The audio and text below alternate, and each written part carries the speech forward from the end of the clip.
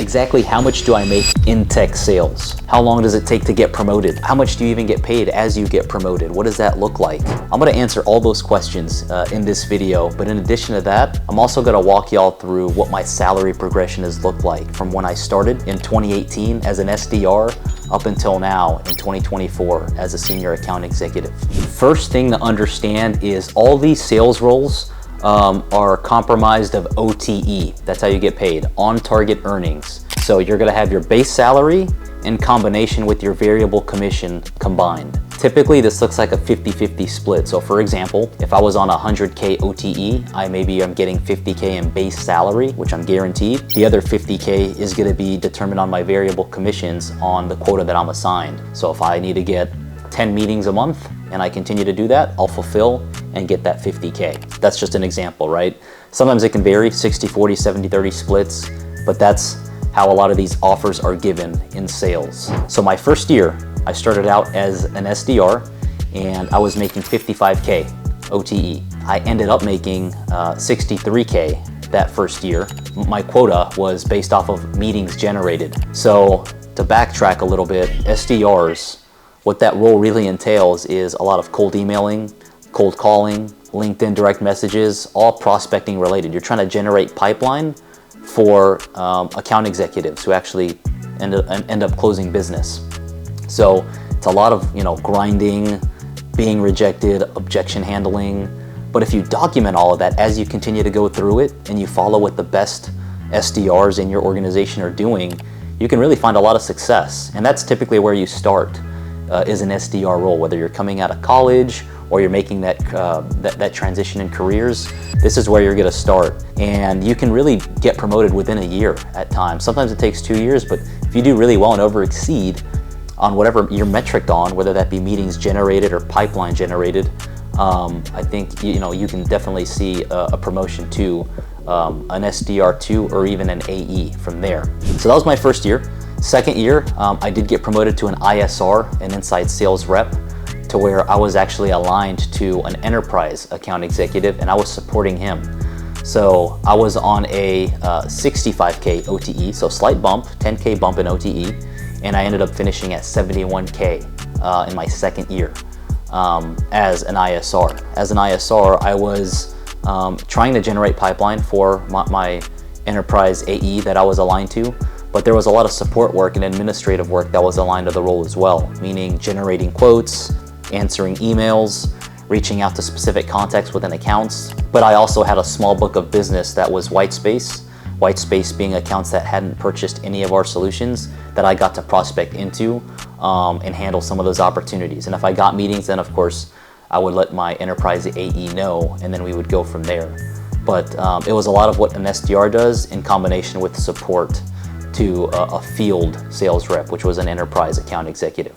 So as an ISR in my second year, towards the end of the year, I got promoted to an SMB AE.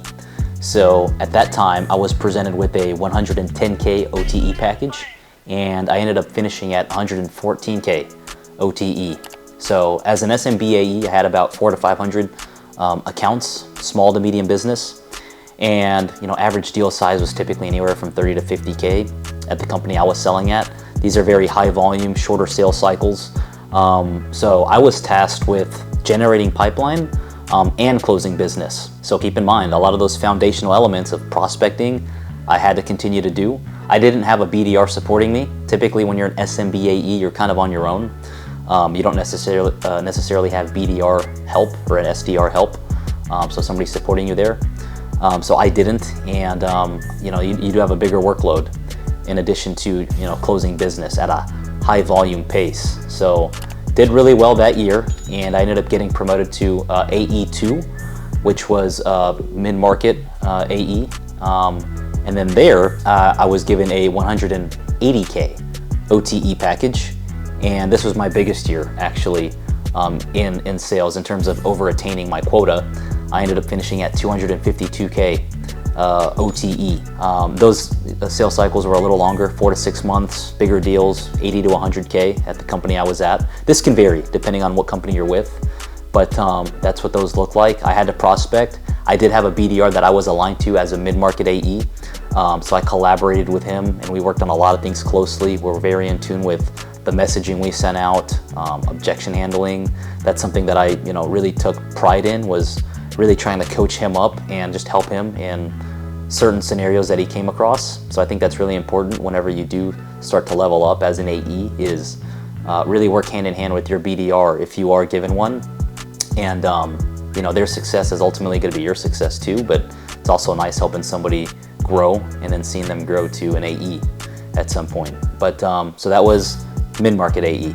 So now in my 5th year, I'm a senior AE and I'm on a 280K OTE package. That said, I'm in my 5th month here at the company, but had a really good Q4. I started in Q4 and now we're in Q1. I've got a book of business of about 30 accounts. So it's obviously a lot tighter. It's a mix of enterprise and mid-market accounts. Every company does it a little bit differently, guys, in terms of the way they segment these accounts. It could be off of employee size, revenue generated from that specific company. It just depends, but these are larger accounts that I'm currently working. I have a BDR aligned to me. All the requirements are still the same in terms of generating pipeline, discovery, prospecting, negotiating, closing business. I got to do all of those, but I also have that BDR who does support me, that I work closely with, who does a great job.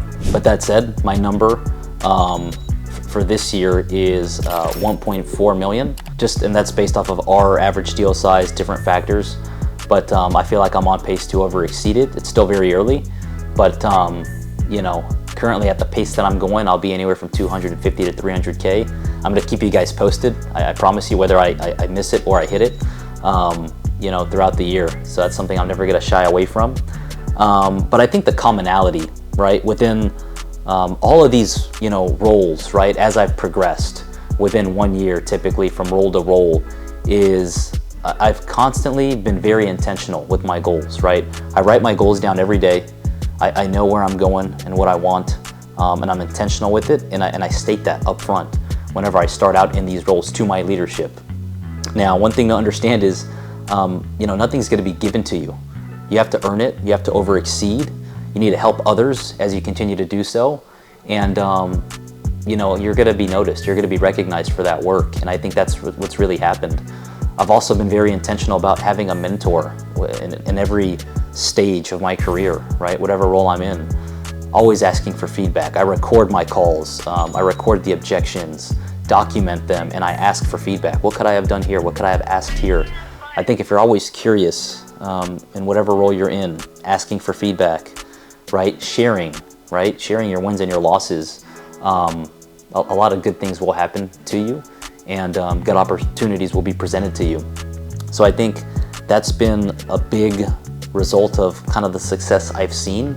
Now from here, I'm hoping to get to enterprise AE, hopefully next year, but I have to earn that, right? If I don't over attain and I don't do of what's expected of me, I won't get it. But if I do, I think that opportunity will be presented to me. And that role, by the way, just to give you an idea, has an OTE of anywhere from 3 to 450K. Some of that's dependent on experience, certain company, there's different variables, but that's the OTE we're looking at. Smaller book of accounts, obviously, when you get to that level, but that's where I'm going for. That's what I'm going for, and hopefully I can get that within the next year, and I'll keep you guys posted on that. But that being said, I think one thing to really understand is if you're making the change to tech sales out of college, just making a career transition, start out as an SDR. And now, I started in 2018 making 55K. I know people making 80 to 120K in their first year as an SDR. A lot of these OTE packages are bigger now, right? For SDRs, they're anywhere from like 70 to 90K. For SMB AEs, anywhere from 100 to 120, 130K. Mid-market, I've seen range anywhere from 180 to 220, maybe sometimes 170 to 220. Senior AEs, anywhere from 250 to 300 now.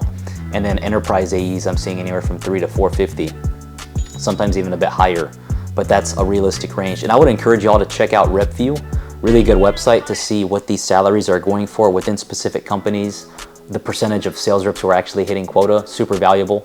But that's what it's looked like for me, guys. You know, 2018, 55K OTE, currently at 280K OTE in my 5th year. And hopefully we just continue to keep going on up. But we're trending in the right direction. Hope this was valuable to you if you're considering tech sales, and we'll see you on the next one.